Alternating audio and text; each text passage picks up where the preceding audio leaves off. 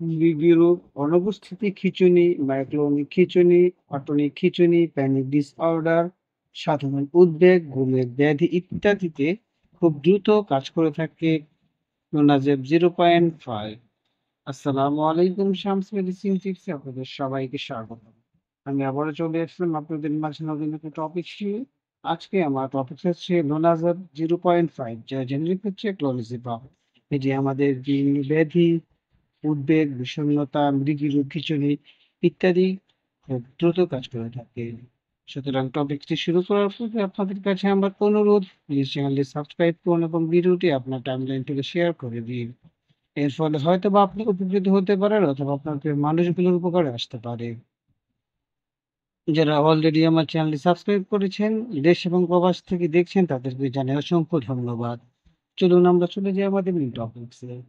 লোনাজেব 0.5 হলো একটি প্রেসক্রিপশন ঔষধ যাতে রয়েছে ক্লোনিসিপাম। এটি মূলত বিভিন্ন ধরনের খিঁচুনিজনিত ব্যাধি, আতঙ্কজনিত ব্যাধি এবং উদ্বেগজনিত ব্যাধি অবস্থা চিকিৎসার জন্য ব্যবহার করা হয়।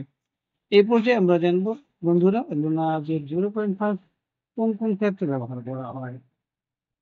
লোনাজেব 0.5 বিস্তারিত এবং মানুষের উপরের জন্য নির্ধারিত। প্রথমে রয়েছে ভৃগুর এবং খিঁচুনির ব্যাধি।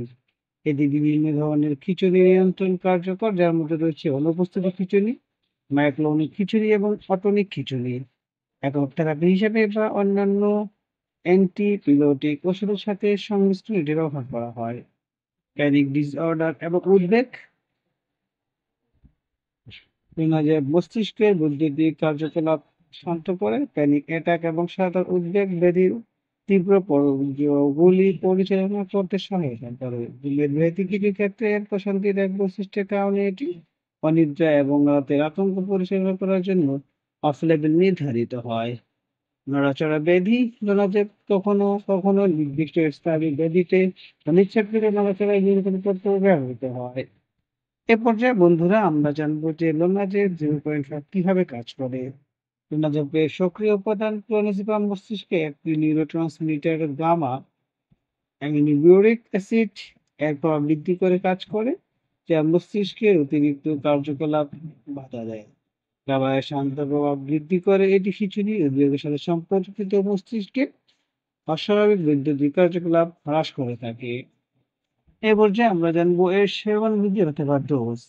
ফ্রিকুয়েন্সি সাধারণত একবার বা দুবার চিকিৎসা করা হয়ে থাকে এবং চিকিৎসা অবস্থার উপর নির্ভর করে, অর্থাৎ আপনার রোগের ফ্রিকুয়েন্সির উপর নির্ভর করে, তবে সাধারণত একবার অথবা দিনে দুবার এটা সেবন করা যেতে পারে।